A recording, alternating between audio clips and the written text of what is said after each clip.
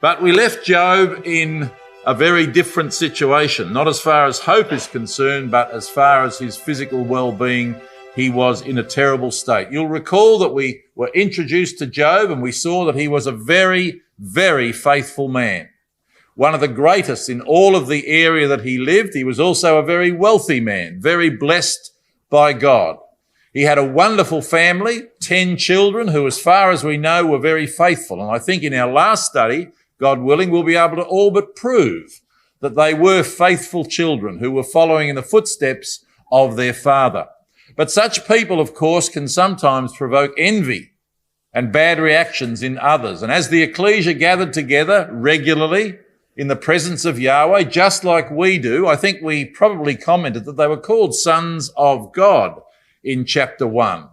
And some people think, that means that this was a gathering in heaven. But of course, it doesn't mean that at all. The angels are called sons of God in the book of Job in chapter 38. And the angels, as sons of God, were present, rejoicing at creation. But in Genesis chapter 6, the term sons of God refers to the ecclesia in that place. And of course, we know that in 1st of John chapter 3, we are told, behold, what manner of love the Father hath bestowed upon us, that we should be called the sons and daughters of God. And so what we have in Job chapter 1 is a meeting of the ecclesia, just as this week, if this was recorded in the Bible, we could imagine that it would say hundreds of the sons and daughters of God gathered at Rathmines. And we hope that it would also say that Yahweh was in their midst, not as a person, but nonetheless, all of us have got in our lap the word of Yahweh. And so the Spirit, the word of Yahweh, is in our midst. And that's how it would be described, as it was then. But of course, one of those members was an adversary, an enemy of Job. And he challenged God's assessment of Job, and he said, Job is not righteous. Job is not faithful. He is just shrewd and cunning. He's a good businessman. He follows you because you pay him, basically. And God took that statement very seriously. And so he allowed the events to happen in Job's life, determined by the ideas of the adversary, but of course put into practice by God himself. And that would provide a testing ground ultimately for Job, but primarily for those who had a wrong doctrine at that time, like the adversary. And we ought never to forget that the beginning of this story is the salvation of that adversary. God wanted him to turn around from his wrong view. And there were others, like Job's friends, who we find also had a wrong view. Even his wife started to think that way.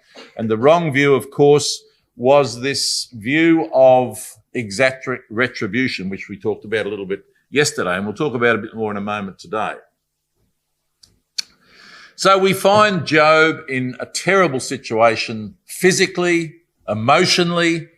He's lost everything. And above all, he's lost his 10 children. And as we read Job, never lose sight of that. Here is a man that has lost all of his children. Perhaps the worst, probably readily give our lives for our children. But Job, not only himself was near death, but he had lost all of his children. So it's quite remarkable, some of the things that the friends say to him in light of the situation that he was in. But nonetheless, if we turn to Job chapter 2 and take up where we left off,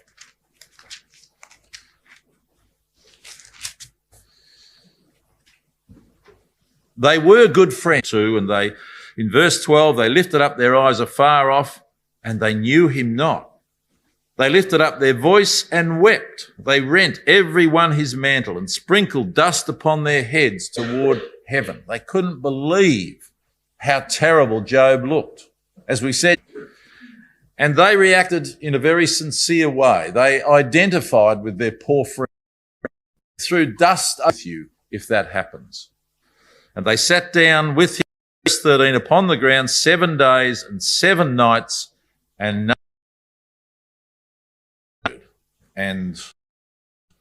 the ministry of silence, as some express it, is a lovely ministry at times for those who are suffering. Just to have somebody there, to feel the comfort of someone who loves you and cares for you, the knowledge that somebody is there and caring in itself can be very helpful. In the end, of course, Job, after 7 days of silence, Job feels the need to speak. So I don't know, perhaps 7 days was a bit long, but nonetheless, finally Job speaks. And his first speech is just a lament from him about how terrible he feels. He wishes he was dead. He curses his birth. He says in verse 3, let the day perish wherein I was born, and the night in which it was said, there is a man-child conceived. So I wish that I'd never been conceived, says Job. I wish that this had never even started. In verse 4, let that day be darkness. Let not God regard it from above, neither let the light shine upon it. Take it out of the calendar. Take my birthday out of the calendar. I wish, if I had to be conceived, then I wish I'd never been born, that day had never existed. Verse 11, why died I not from the womb? Why did I not give up the spirit when I came out of the belly? I wish that I had been stillborn. If I had to be conceived and I had to be born and have a birthday, then I wish that I had been stillborn. But of course, he couldn't wish away his life. And in verse 21, he finally says, well, I just wish that I could die. I long for death, but it cometh not. And I dig for it more than hid treasures. Oh, that I could die. So here is a man in deep depression, understandably so, physically and emotionally, at his lowest ebb. And he just gives voice to how he feels. I wish that I was dead. Now, just a comment before we move on from this chapter, a very sad chapter, about verse 25. It says in the Authorised Version, the thing which I greatly feared is come upon me, and that which I was afraid of is come unto me. I was not in safety, neither had I rest, neither was I quiet, yet trouble came. Now, some people latch onto those two verses and they say, aha, Job, this happened, that he had a problem. He was aware that he was riding for a fall, so there must have been some flaw in Job's worship. And of course, Job wasn't a perfect man and never claimed to be. That was God's assessment of him, not perfect in being sinless, but a complete follower of him. But some people latch onto those verses and say, see, Job knew that there was trouble coming, so there must have been a problem in his life. And I don't believe that that is the case at all. In fact, another great knowledge of Hebrew, scholars tell us that the Hebrew adequately covers either of these views.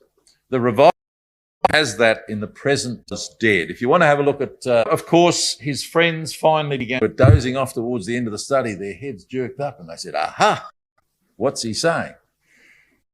What you reap. And that's what Eliphaz says in his first speech. And it's true. We will all sow what we reap. But of course, we don't ignore the grace of God in what we might reap. None of us will sow enough to reap that wonderful reward that is offered to us. But nonetheless, said.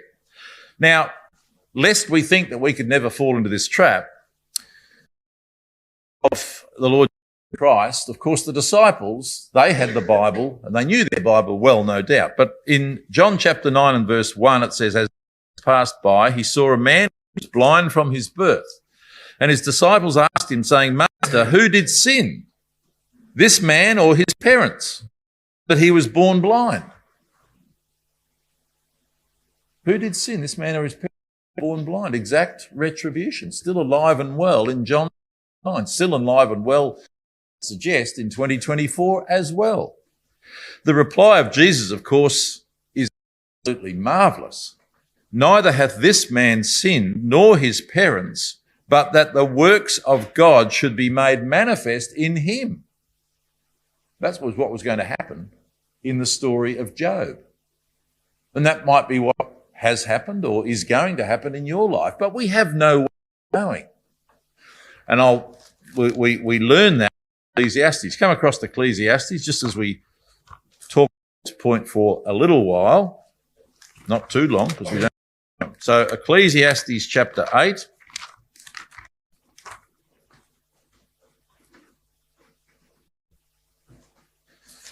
Provides an explanation about this puzzle. If we sow what we don't sow what we reap, what does it mean? Well, this Ecclesiastes chapter 8 and verse 11 gives us a good hint. Wise man, because sentence against an evil work is not executed speedily, therefore the sons of men is fully set in them to do evil. We might not to touch. In fact, over the page in verse 1 of chapter 9, the wise man said, "For all this considered in my heart, either love or hatred by all that is before them. All things." So you can't really tell by observing my life whether I'm serving God faithfully or not. And I can't tell by looking at the things that happen to you necessarily, because ultimately God knows.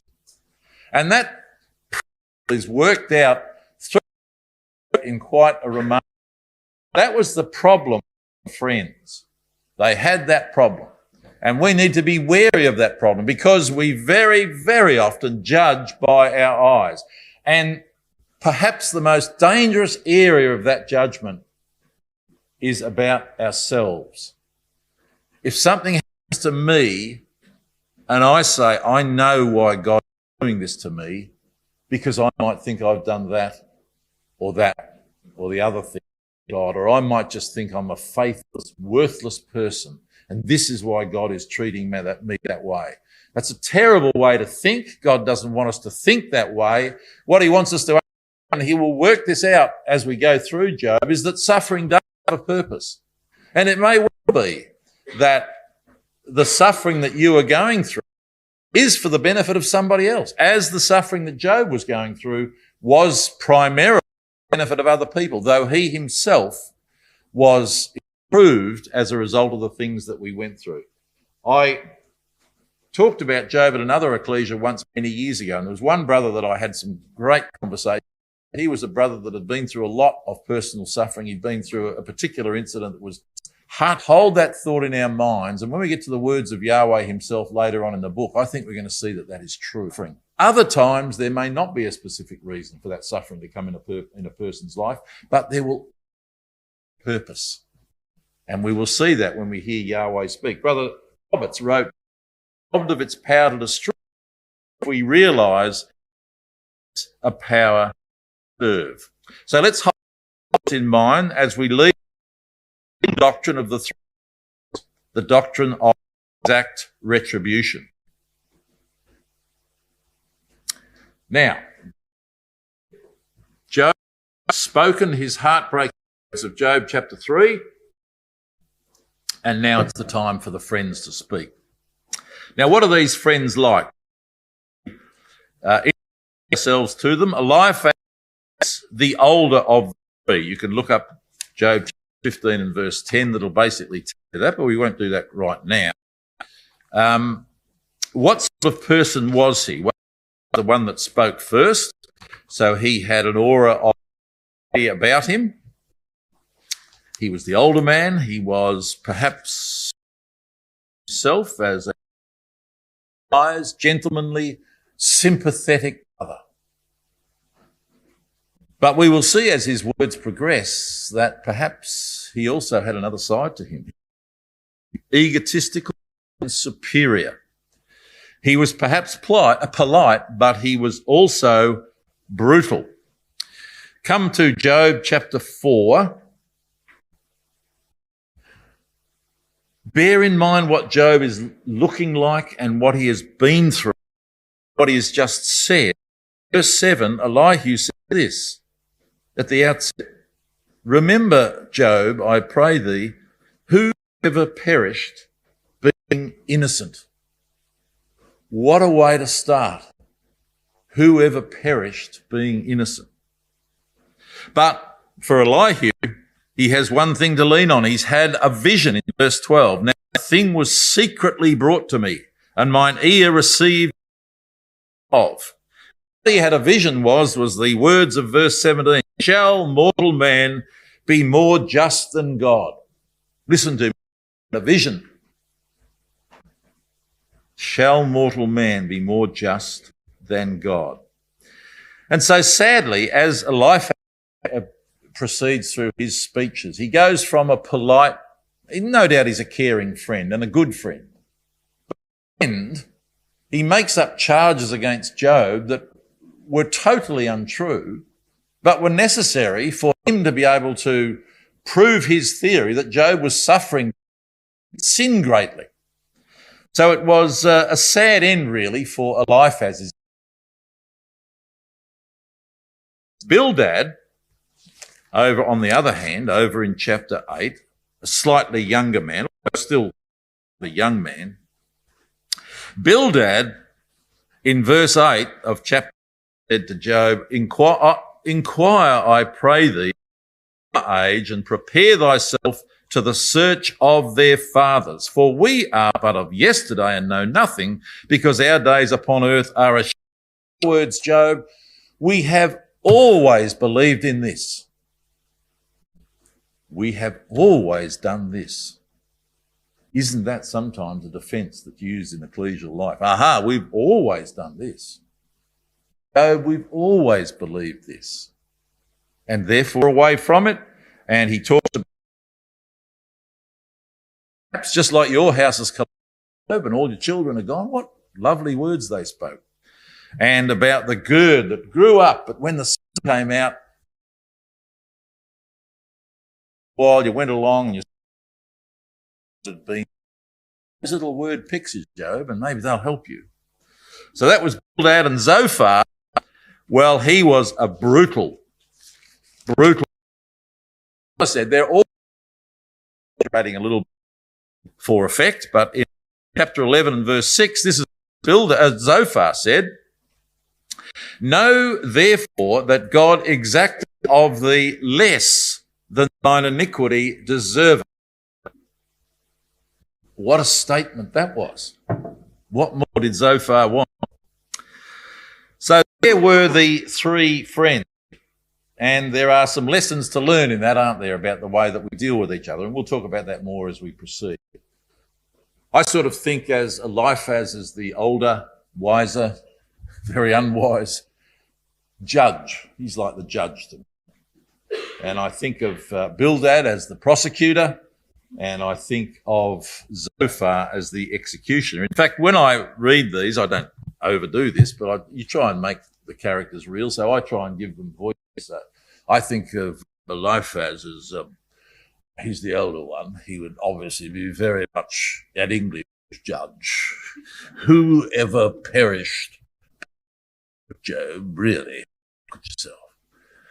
And when it comes to Bildad, apologies for the accent, Brother Jim, but I think of the American, the younger American guy. Now, Job, we have always believed in this. Understand that. And I want you to consider these pictures, the papyrus, the spider's web, and the gourd. Think about those things, Job. So that's how I think of Bildad. Apologies, Brother Jim. And when it comes to Zophar, and I don't want to offend anyone with this, but I'd say it was terrible accent, so I won't say what nationality it was, but that sort of helps them come alive a little bit to me. Had any idea doing, they just conclusion. They didn't know that God was actually very angry with them, and so was Elihu. A good reason. They needed a saviour, and in the mercy of God, he provided for them. Now, I do want to just read a little summary of the speeches of the three friends very quickly to help us to what was happening. So as we said, Eliphaz began politely enough, but he very quickly cut to the chase. Who ever perished being innocent? That becomes theme one, done to death in each subsequent speech. By the third round, Zophar, the final speaker, had nothing more to add. Zophar said nothing in the third round of speeches. One can imagine Zophar foregoing the final right of reply with an arrogant wave of his wrist. What's the point of talking to this man anymore? The theme sadly develops into outright accusations against Job of sins that he never ever committed. The noble Eliphaz concludes with a charge sheet that makes Job sound like a tyrant. Along the way, Zophar says that Job is actually suffering what he deserves, as we just saw.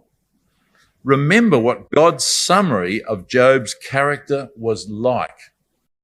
And think about that. If you are faced with difficulties with another brother or sister, and don't fall into the same trap. In addition to accusing Job directly, each friend in turn describes the terrible punishments that will come upon the wicked in this life or sins. As they became more frustrated, the list of dire consequences for sin grew longer and longer, but in the end, they ran out of things to say. They ran out of and adjectives. Scene 2 sounds very high-minded. Shall mortal man be more just? And this continues in various ways as added to by each of them in turn. They about the greatness of God and the power of God, his superiority over man, the fact that his ways are beyond man, the fact that man is unclean in his sight. And Job doesn't disagree with any of those principles. He says things that agree with them, but in the end, they prove nothing, because in the end, God does have a plan with man, and God will provide a way for all of us to through faith. But they don't talk about any of it. How can man be justified with God? How much less man that is a word. The three friends spoke to Job was worm. And that's about where their arguments got them, sadly. And they were good friends. What happens next in the speeches, theme 3 in the speeches, is what does happen in such things. It gets personal and it gets nasty. They each accuse Job of speaking rubbish, of being full of hot air. They also express their personal at having been insulted. The final theme of their speech, gold carrot and stick. This happens in ecclesial life, sadly, sometimes, but this is what they certainly did. If you will be the Almighty, you shall be built up. Confess and all will be well. Now that produced in Job another extreme.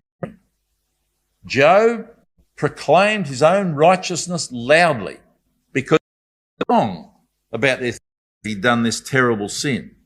So he went to another extreme. Talk about that. But it was extreme that was necessary for God to bring to light and to show us some vital principles of the way of salvation. But without God's intervention, all they would have done that we have learnt from our Lord Jesus Christ, and not to make the mistakes that they made. Okay, so that's a little summary of the speeches of you. Reading through it, you pick up it's a very entertaining book to read. It's more serious than entertaining, but there's things like this all the way through. So Job says in chapter 16 and verse 9, God teareth me in his wrath.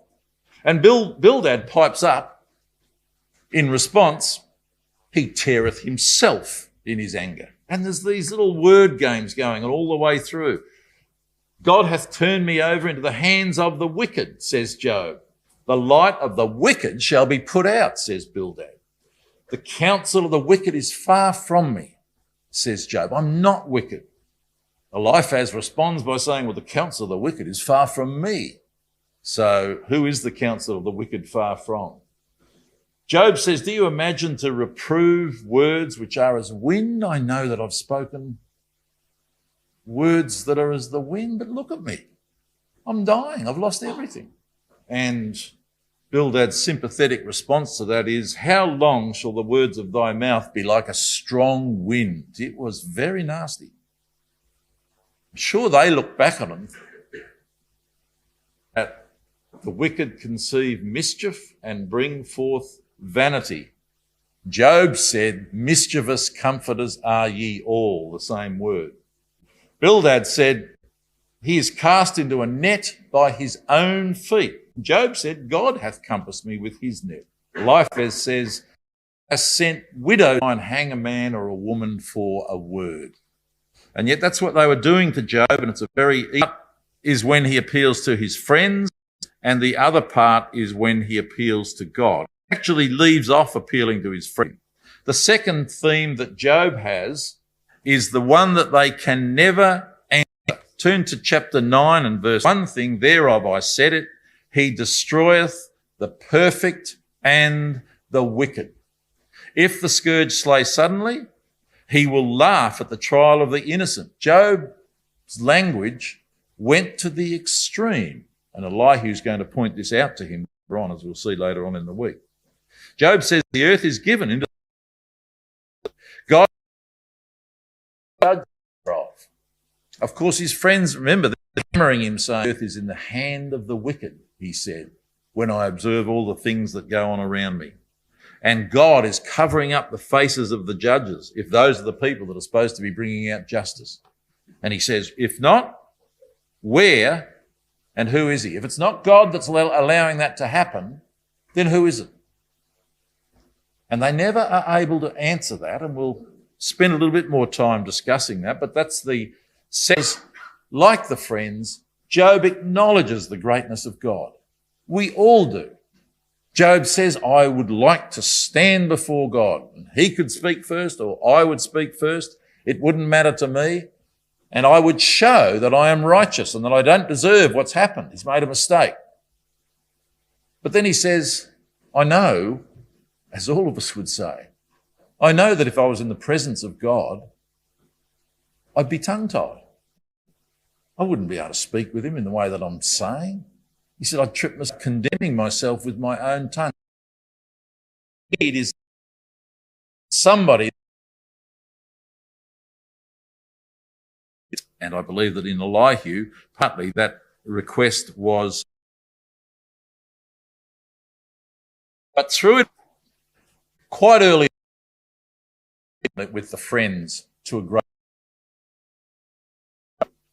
his observation of my friends scorn me, but mine eye poureth out tears unto God. And then he says a remarkable statement.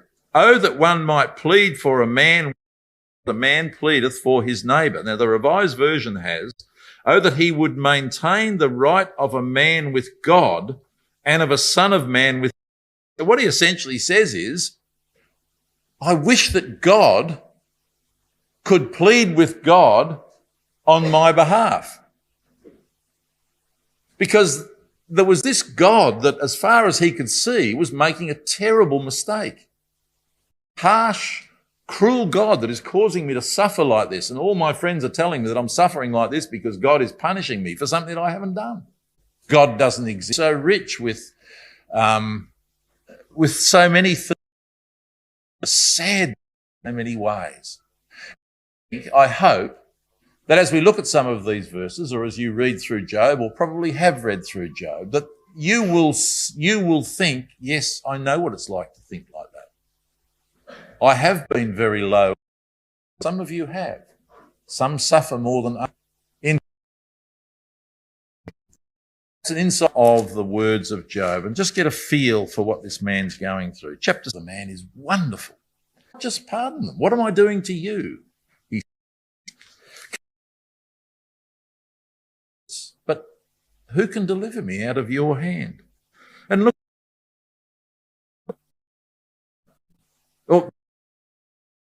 skin and flesh, you fence me with bones. Thou hast hid. I know that this is with me. Moffat says, all the while, this was the. But it doesn't mean that God has deserted us. God was so close to Job that he had no idea he was going to find. God's going to tell him. But those are the feelings that he had all the while. You did all this for me. His friends were wrong, and in that he was right. Over in chapter 19 and verse 7, I felt like this: behold, I cry out of wrong, but I'm not heard. I cry aloud, but there is no judgment. He hath fenced up my way that I cannot pass, and he hath set darkness in my paths. And this chapter eventually drives him to those sad words in verse 21 to his friend, verse 19, all my inward friends abhorred me.